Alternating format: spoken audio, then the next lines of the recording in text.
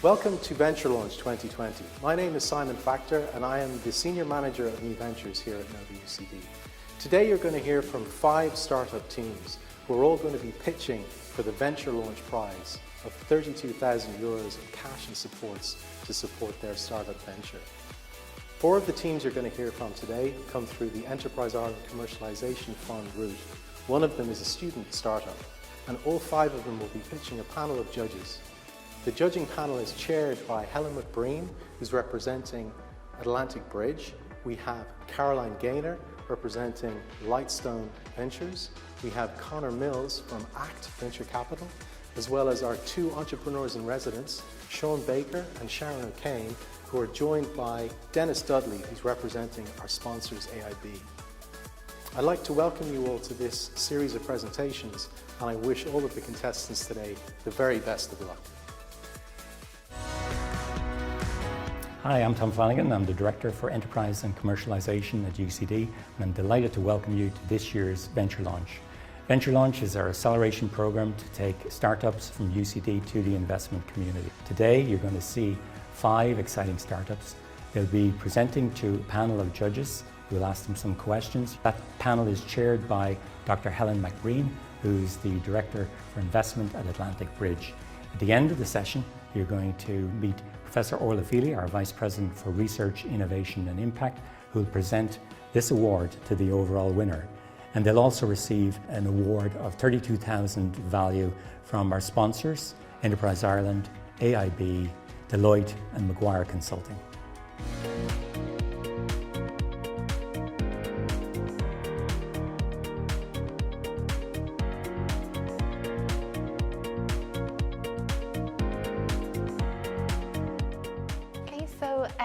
Good morning, everyone.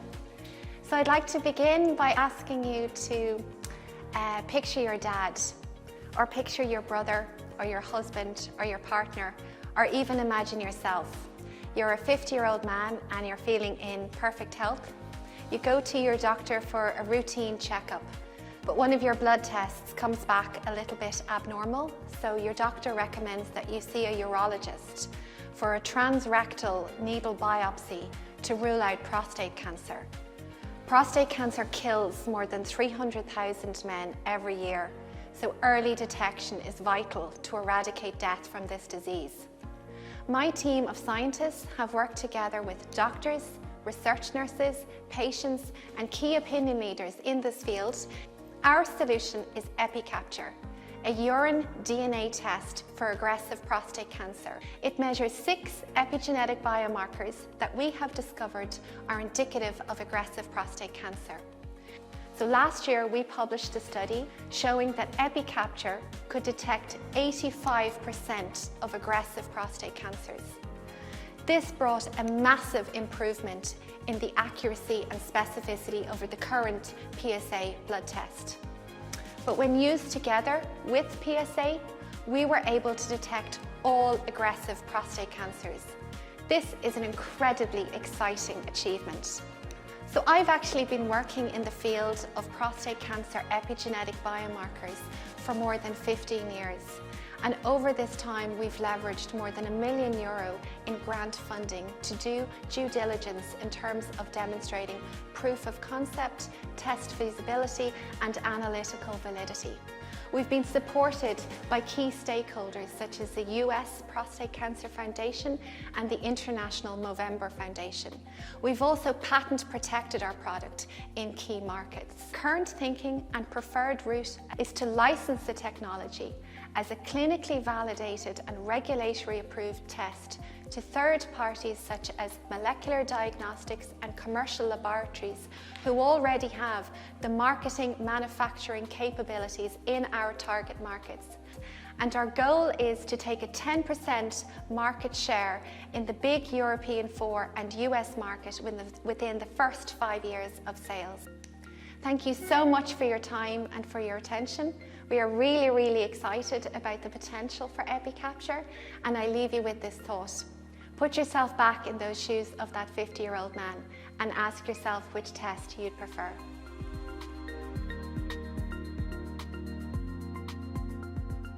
Thanks, Antoinette. That was a great presentation.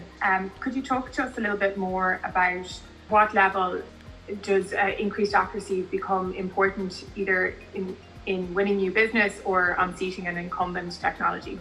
So the fact that we've been able to show that when we plug into the existing pipeline and use existing tests, such as the blood test, that we have a really, really high sensitivity and are able to catch all of those aggressive prostate cancers is incredibly promising.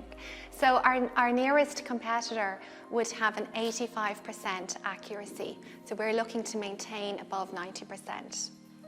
Okay, thank you. Congratulations, Antoinette. It's a super presentation. Can I ask if there are any key dependencies and any other external stakeholders that may not have been covered in the presentation? Well, I think the validation test is the single critical point for next year. Beyond that, it's the two clinical trials which will show the economic argument. And the one thing we haven't mapped out here is there's a huge psychologically positive impact of a test which is that accurate, and one of the bits of work we'll be doing is with patient groups as well. I think you hear a lot about clinicians, but the patient groups can be quite a big pull factor on this test as well. Does that answer your question, Denis? Super, thank you very much.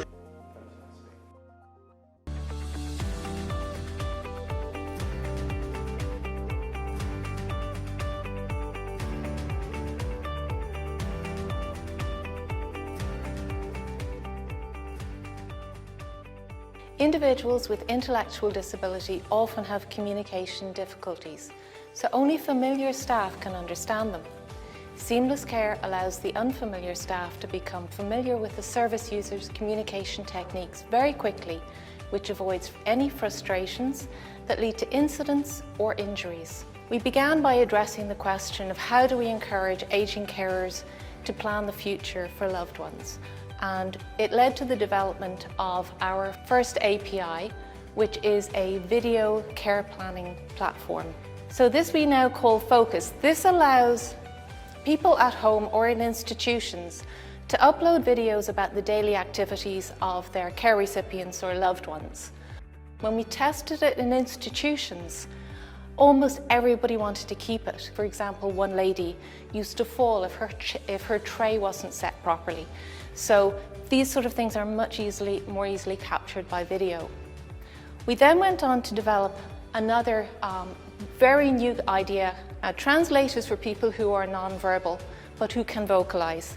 And what we are doing is allowing people to record small snippets of their sound, and then we are working on an algorithm that will translate up to 10 emotional states. Now, for many people, this is the very first time they'll be able to communicate for themselves.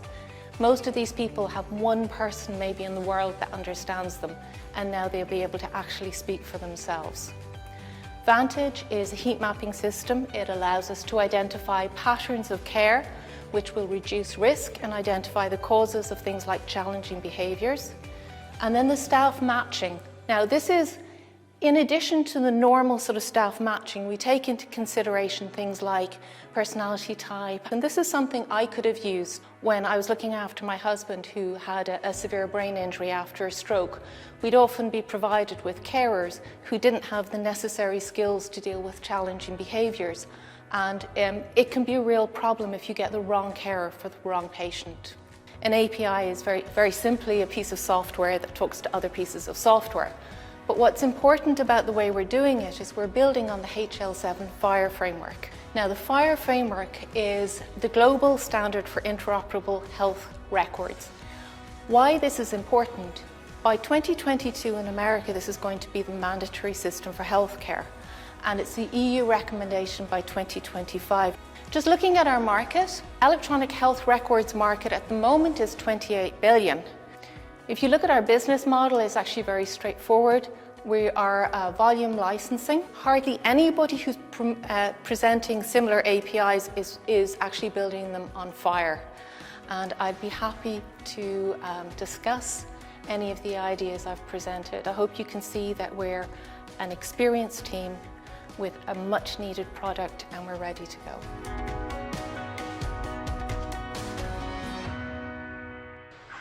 Great presentation, thanks very much. Through your engagements with the 4 institutions, have they indicated what they might be willing to pay for something like this, and when you have the Translate application as well, how that might change? Some of the institutions were using a mobile app, not built on Fire, to use video care planning, and where they would have been paying, I think it was about 3 times what we expect to be offering this for. And the staff found the app so difficult to use that they ended up recording these people on their phones, which is breaching every privacy GDPR policy. Whereas when we introduced our beta version for testing, they were able to use it immediately. It was immediately accessible. This is Sharon. Very interesting presentation. Thank you. May I ask, how are you going to ensure that you stay ahead of the curve and that you really get noticed? All right, I think one of the advantages that we have is that I have been in this sector for a long time, and I've built really strong relationships with all kinds of groups in Ireland and now and overseas. I have the advantage of having access to the people I need to talk to in order to build what they need and to get really good customer discovery. But also then I have access to go back to them and to sell to them, really. What we build is what they need, not just a random application for some interesting tech. And I think that's where we are really different. Thank you.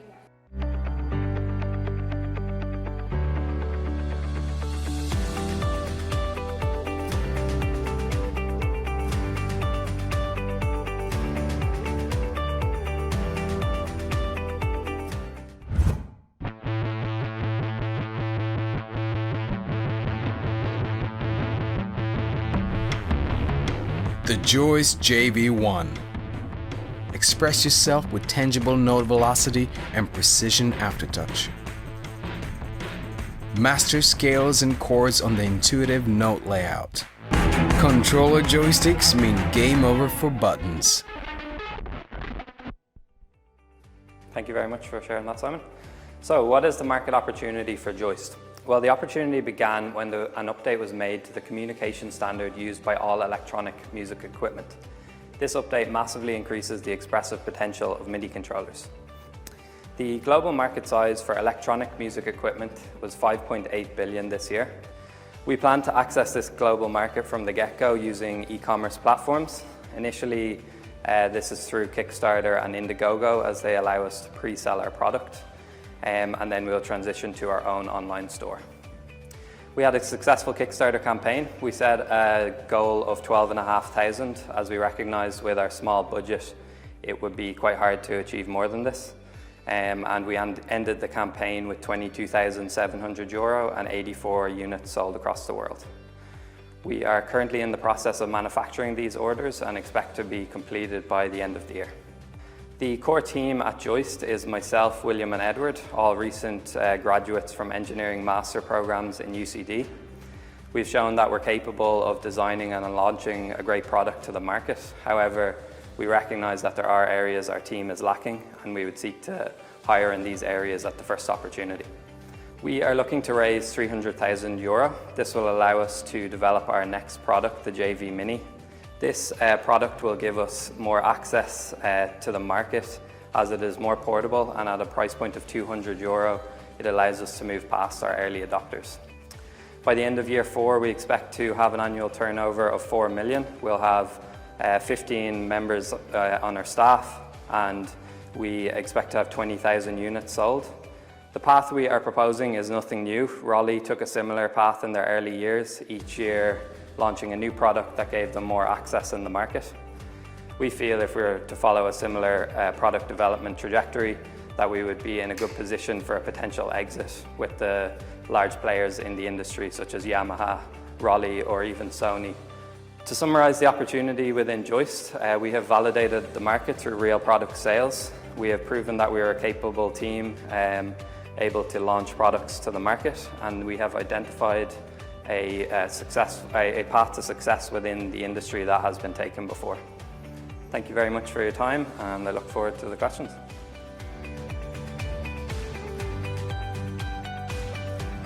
Thank you very much for your presentation. Can you help me understand the target here of who you're actually going after. Are you going after hobbyists or more experienced music? Can you help us understand kind of the size of the overall market that you might target here? The market size for MIDI controllers, as I was saying, was $500 million last year. I don't have the exact figures on how much this kind of new updated standard is capturing at the moment, but it is definitely a growing segment within that market of MIDI controllers. Maybe to follow on the line that Helen was going on, how can a small company like yours become noticed in such a big marketplace?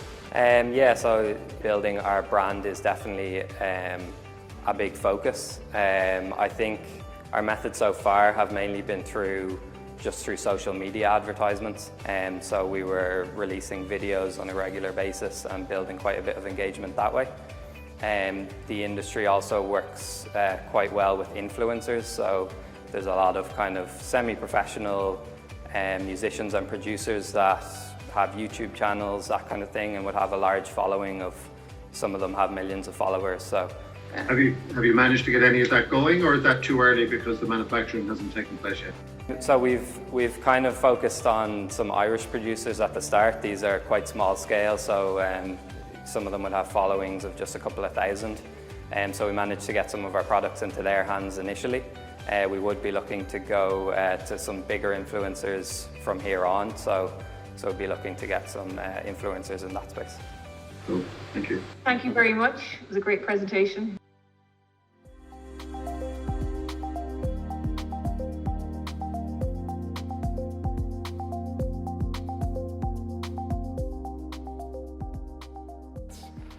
Perfect. So publishers are facing a very critical problem. Their traditional ad-based revenue model is dead. It's totally broken.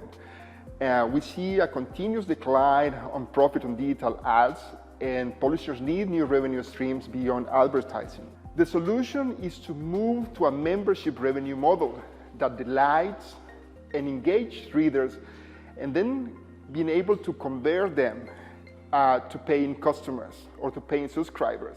We are doing this by using AI and machine learning that connects readers to content using personalized newsletters. Personalized newsletters are very powerful because they build a habit, and then they also become a powerful conversion tool for publishers. Our tech enables readers to automatically create these newsletters for them for different segments of the audience, providing different articles or different orders that reflect their taste. This provides a clear path for monetization and profitability for publishers. So the current product we have involves machine learning on the device. That means that the private data never leaves your client. That could be your mobile or your browser. We also provide explanations on the ranking that is given to them. By default, we are compliant with US and European regulations such as GDPR. Beyond the IP that we are securing, we are working with pilot partners testing our technology, and they include local players like Silicon Republic, the Markup, located in the US, and the New York Times, that has been very, very useful also advisor to assessing our progress. The digital magazine publishing market is huge. It's considered almost to be $5 billion. Although we are targeting in this first phase publishers is agnostic to the problem domain. So that allows us in the future to expand to global email marketing, for instance, that is expected to be almost $19 billion in 2025. Probably the closest startup out there was Canopy. They were based in New York, and then there is a seed round in 2018 of $4.5 million. And 2 years after, they were acquired by CNN. We want to center on recurring revenue and software as a service plans. And what I'm presenting there are 3 plans. If you want, this is startup, growth, and enterprise, like sort of a small, medium, and large. And this is recurring revenue that is monthly payments. We expect to be profitable in year 2. We have been lean with the funds that we have received from Enterprise Ireland, and we have mainly been remote first after COVID hit, and then we plan to remain like this to reduce costs, basically. We want to expand to other verticals and also to non-English sectors or in countries, like for instance the Hispanic population in the US, which is a huge market that is basically untapped. We want also investors that share this vision. It's not just to make money here, but also to make society better. Right? And with that, I conclude, and I'm happy to take any questions.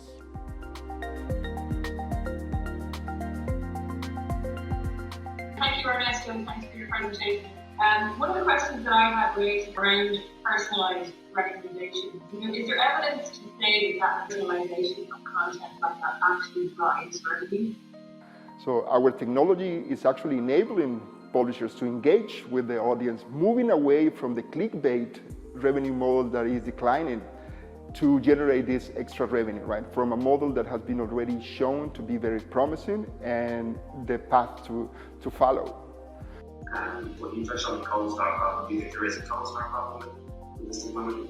Yes, because since we have the content, for instance, if an article is talking about blockchain, right, with Bitcoin, and another article is talking how banks are adopting this technology, so they are related at some point, right?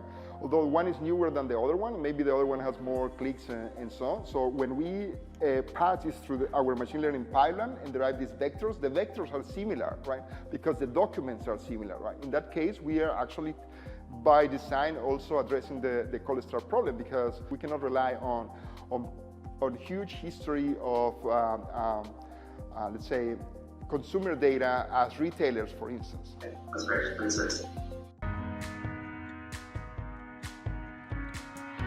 2020 has been a challenging year for our startup companies in terms of attracting investment and of pivoting to match the market changes.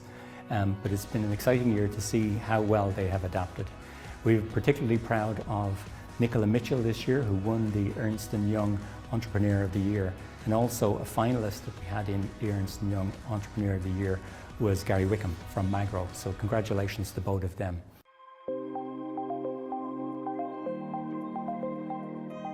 Hi, my name is Denis Dudley, and I'm delighted to be representing AIB at this event. We are privileged to be playing our part in Nova in nurturing and developing high-tech and knowledge-intensive companies at this critical time of their development. AIB has a long association with UCD and is one of the founding partners of Nova over 16 years ago. And we are delighted that our relationship continues in our involvement in the VentureLaunch 2020 initiative. The success of Nova over the last number of years has been enormous, culminating now with supporting 21,000 jobs across 385 companies. AIB has a strong connection with UCD through our on-campus branch, and also this relationship has been maintained over a long number of years.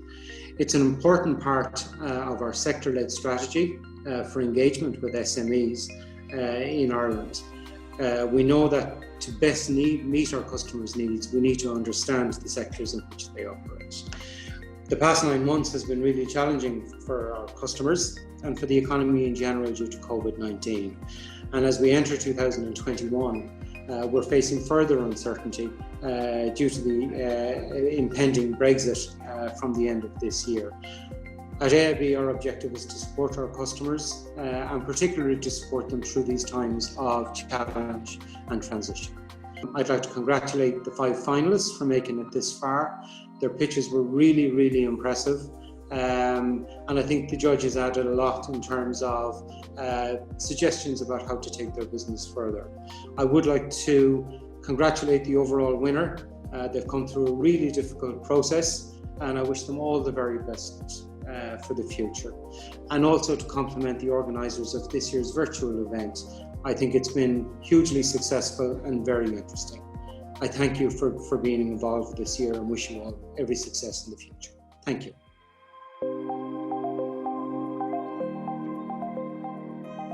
Well done to all of the participants in this year's VentureLaunch programme. As chair of the judging panel, I can relay that all of my fellow judges continue to be impressed with the standard of opportunity. Year on year, we see a high quality of presentation and a wide breadth of opportunities, and this year is no different. As chair of the panel and representing Atlantic Bridge, who have been investing in spin-outs over the past 5 years, including several VentureLaunch alumni competitions. Based on this year's VentureLaunch programme, I'm very enthused about the quality of opportunity emerging from UCD and believe the programme is doing a great service to help these new ventures get to market.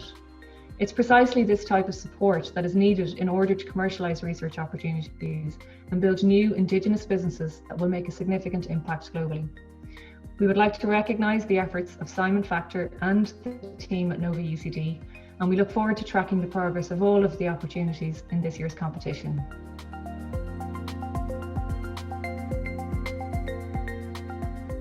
Thank you all very much for joining us for the announcement of the winner of the 2020 UCD VentureLaunch Accelerator Programme, which has been delivered, as you know, in very unusual circumstances. Normally we'd be together in a face-to-face event, which is always a real highlight of the year for us in UCD. It's a shame that we can't do it that way this year, but congratulations to the participants and the team and all who've done such a wonderful job of bringing the programme and tonight's event online. So my job then is the very exciting one. I get to announce the winner. So the winner of the 2020 UCD VentureLaunch Accelerator Programme is epiCaPture. Congratulations to epiCaPture and congratulations to all of the ventures who participated. They all did a terrific job. I know the judging panel found it very difficult to make this choice, and I wish all of them every success in the months and years ahead when they all have the potential to deliver significant impact both in Ireland and beyond. Thank you very much to our judging panel who had such a difficult task: Dr. Helen McBreen, Denis Dudley, Caroline Gaynor, Dr. Sean Baker, Dr. Sharon O'Kane and John O'Sullivan for bringing their great expertise and skill to making this very difficult decision. So finally, I'd like to take this opportunity as ever of thanking our NovaUCD sponsors who've been with us since the beginning, to thank AIB Bank, Arthur Cox, Deloitte, Enterprise Ireland, Ericsson, Goodbody Stockbrokers and Xilinx. Their continuing support and advice is a really important part of what makes NovaUCD such a great community and such a great place in which to support startup enterprises. So again, thank you all very much for joining us. We know it's been an extraordinary year. We look forward to better times in 2021. We wish our ventures every success. Congratulations to epiCaPture, but congratulations in addition to all of the ventures. They've done a wonderful job over the course of the programme and we wish them every success.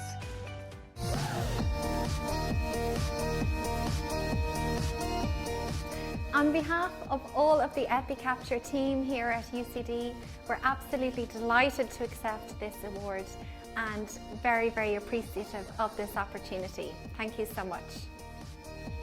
So we'd like to congratulate epiCaPture, winners of this VentureLaunch 2020 prize. We'd also like to congratulate all of the teams for the hard work that they put in over the last 10 weeks of this VentureLaunch programme. Thanks to the judges for all of their time and effort in adjudicating the competition, and to our sponsors, AIB, Deloitte, and Brian Maguire Financial Services for their kind support of the VentureLaunch programme. We look forward to welcoming you back next year for VentureLaunch 2021.